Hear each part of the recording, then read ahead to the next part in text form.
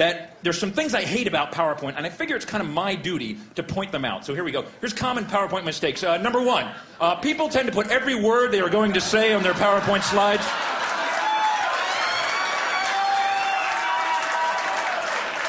Although this eliminates the need to memorize your talk, ultimately this makes your slides crowded, wordy, and boring. You will lose your audience's attention before you even reach the bottom of your first slide.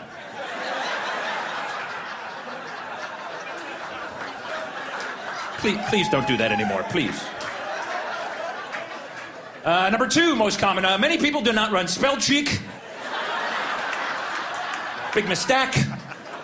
Nothing makes you look stupider than spelling errors. If it's got a red line under it, recheck the spelling. And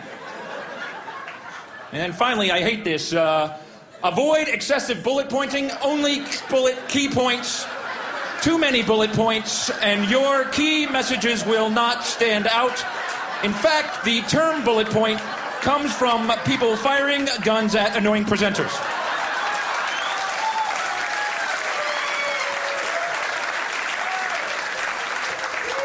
Hence the bullet point. Bad color schemes, not good. Clashing background and font colors can lead to distraction, confusion, headache, nausea, vomiting, and loss of bladder control. I can't stay on that one too long. Here's something I've noticed. The number of PowerPoint slides you have in your talk, the less useful your talk actually is. Unfortunately, my presentation is right there. I've also noticed this. People love to pack data into their presentations. They shove more and more data thinking it's better, but it's not. The more data you have, the harder it is to read your slide, and the effectiveness plummets. Now you can improve the effectiveness by adding some shading and some 3D effects and then some second order and third order effects, and then, I know, let's add some labels. That'll help a lot. And that's pretty much every marketing slide I've ever seen right there. Yeah. Then some like VP of marketing standing there going, it's real clear in Q4. What the hell are you talking about?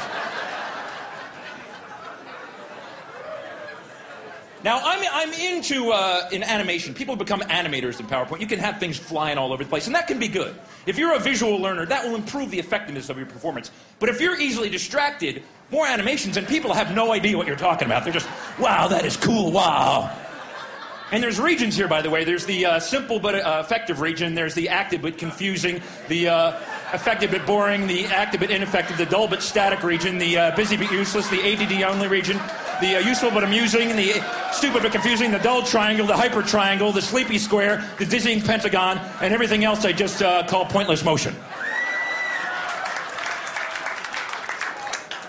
That slide right there took me an hour and a half to make, right there. PowerPoint can just suck the life out of you. It's amazing.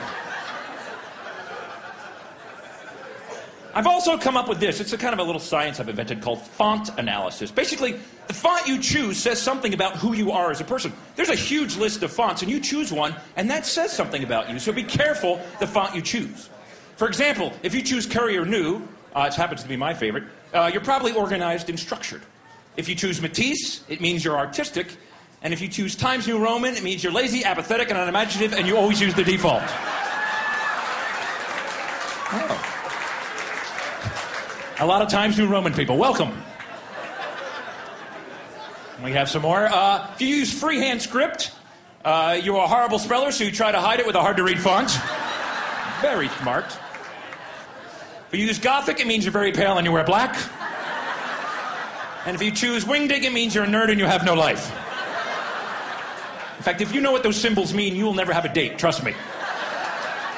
Don't bother.